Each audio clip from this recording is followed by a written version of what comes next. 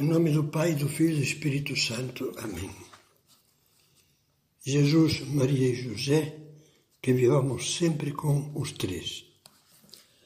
Depois da meditação preparatória sobre essa contemplação do Natal que vamos fazer desde fim de novembro até o dia 25 de dezembro, agora vamos ter a primeira meditação sobre as personagens do Natal. E como é natural, a primeira que a Igreja chama na sua liturgia a aurora do Natal é a mãe de Jesus, Maria. Depois de uma noite escura de séculos, um dia surgiu sobre o mundo a luz de um novo amanhecer. Apareceu Maria, criatura em quem se refletia sem sombras a imagem de Deus, pois foi concebida livre da mancha do pecado original. Quem é esta que avança como a aurora que desponta? Pergunta a liturgia com palavras do Cântico dos Cânticos. E responde que é a Virgem Maria, preparada por Deus desde toda a eternidade para ser a digna mãe de seu Filho, a aurora do sol nascente que é Cristo. Há uma oração em honra de Nossa Senhora que reza assim: a maternidade de Maria foi a aurora da salvação, como citava há pouco. E o bem-aventurado Paulo VI, comentando essa frase litúrgica, dizia: o aparecimento de Nossa Senhora no mundo foi como abrir-se sobre a terra toda coberta pela lama do pecado, da mais bela flor que jamais tenha desabrochado no vasto jardim da humanidade. A mais bela flor. A mais bela flor deu o mais belo fruto, o Salvador. 1000 vezes repetimos ao rezar a Ave Maria: bendito seja o fruto do vosso ventre, Jesus.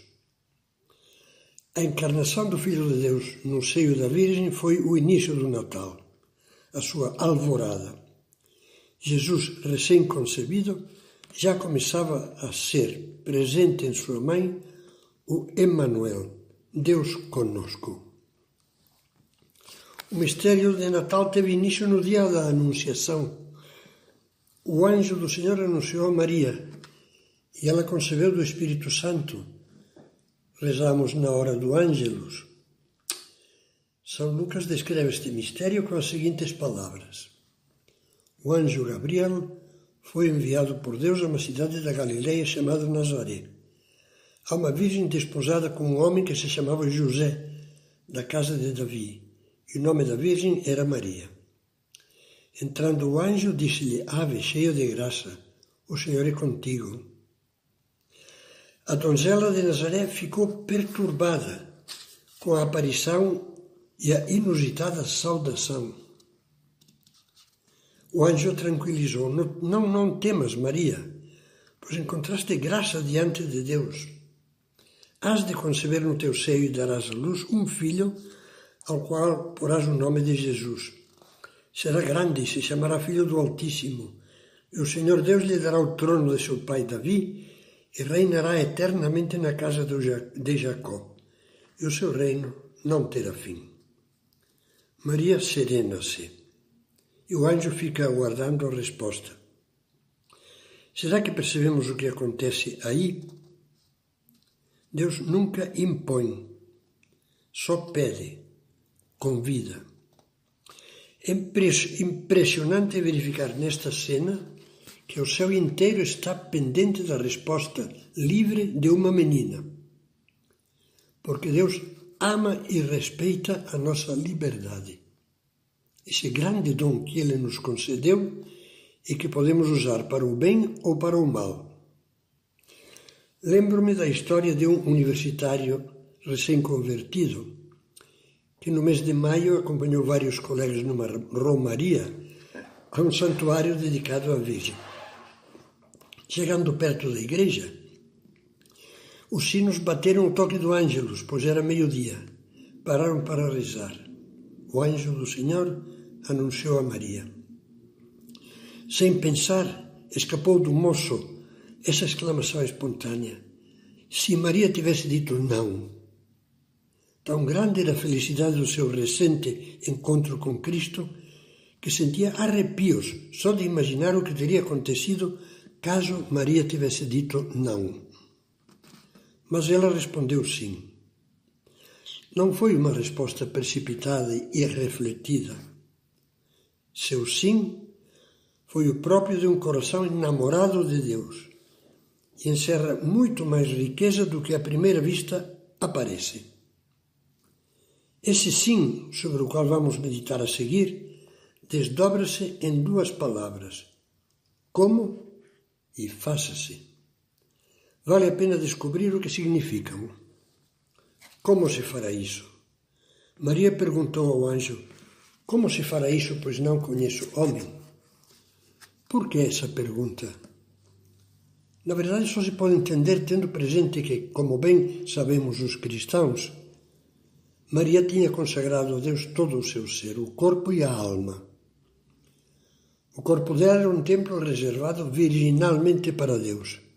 E também a alma, sem mancha de pecado, estava entregue sem reservas nas mãos do Senhor. Assim se compreende que a Virgem quisesse saber como se fará isso, pois era muito difícil entender que Deus a quisesse virgem e mãe ao mesmo tempo. Humanamente era impossível. Quando conhecemos a vida de Nossa Senhora, percebemos que ela perguntou como, não só porque o pedido de Deus parecia uma contradição insolúvel, mas porque desejava, acima de tudo, cumprir da maneira mais perfeita possível a vontade de Deus. Era como se pensasse: Deus me pede isto que eu acho impossível, mas por mais que eu não o entenda, eu só quero fazer o que Ele me pedir. Por isso, apesar de não ver como será possível, sei que Deus me esclarecerá e me dará as graças necessárias para que o realize. O como de Maria foi uma resposta de amor. E os nossos como? O que são? Infelizmente, muitas vezes usamos essa palavra com uma intenção contrária de Maria, como uma maneira de dizer não. Por exemplo, pensemos na pessoa a quem Deus pede que dedique um pouco mais de tempo à oração, à comunhão mais frequente, à formação religiosa, ou a colaborar com uma obra de caridade em favor dos necessitados ou de apostolado, e responde: como? Como é que posso fazer isso se não tenho tempo? E, sobretudo, deveria acrescentar, para ser sincero, se não tenho vontade. Outro exemplo, o caso da esposa que pede ao marido que converse mais com um dos filhos, o mais difícil. E ele se esquiva dizendo: como? Como que ele mesmo tenta em vão explicar gaguejando. Mas como vou fazer isso se já tentei, se o garoto não me escuta, se além do mais você já sabe que eu não tenho jeito para essas coisas? Maria nos ensina que a boa maneira de perguntar é a das almas generosas, dispostas como ela a acolher tudo o que Deus pede e o próximo precisa. As palavras esclarecedoras da resposta do anjo, que lemos no Evangelho, encheram Maria de paz. O anjo diz: o Espírito Santo virá sobre ti, e a força do Altíssimo estenderá sobre ti a sua sombra. Por isso mesmo é que o santo que vai nascer de ti se chamará Filho de Deus. Também a tua parente Isabel concebeu um filho na sua velhice. Está já no 6º mês, ela a quem chamavam estéril, porque nada é impossível a Deus. Imediatamente, sem um instante de hesitação, Maria respondeu: eis a escrava do Senhor, faça-se em mim segundo a tua palavra. Era o seu sim total. Ao perguntar como, Maria fez um primeiro ato de amor, e ao dizer depois: eis a escrava, faça-se, completou-o. da nossa vida cristã, nós deveremos seguir ordinariamente esses 2 passos da correspondência da Virgem. Deveremos começar pelo como, quando Deus nos pedir o que nos custa dar ou o que no momento nos parece absurdo. Como posso corresponder melhor a esse amor que Deus me pede agora e que não compreendo, que acho impossível? Que propósitos, que planos deveria fazer? A alma sincera faz oração, pede conselho e, uma vez esclarecida a dúvida, deve dar o segundo passo, o sim total. Eis aqui a serva, eis o servo do Senhor. Estou disposto a colaborar sinceramente com o que Deus quer que seja feito na minha vida, sem me poupar, sem contornar a vontade do Senhor, confiando na ajuda dele. Não é fácil. É mais fácil dizer um não, ou dizer um sim cheio de reservas e condições. Quantas condições colocamos? Vou dar isso a Deus se Ele me conceder o que lhe peço. É puro comércio isso. Vou ser amável com os outros lá em casa se os outros forem amáveis comigo. É comércio, não é amor. E além disto, basta que apareçam dificuldades para transformarmos o sim já dado em um não. Pense um pouco na sua vida. Maria contemplava as dificuldades como apelos de Deus, que a convidavam a uma entrega ainda mais forte, a ter mais amor, a ser mais generosa do que antes, mais humilde, mais desprendida, mais sacrificada, mais caridosa, mais compreensiva. Tinha a plena confiança de que Deus que a chamava não deixaria de ajudá-la. E foi assim a vida inteira. Nunca deixou de se dar com alegria, quer as circunstâncias fossem fáceis, quer fossem difíceis.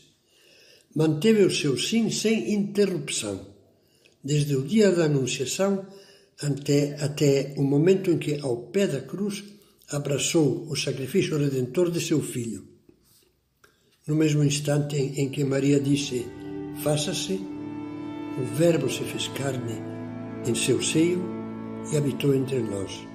Deus se fez homem. O Natal começou a existir.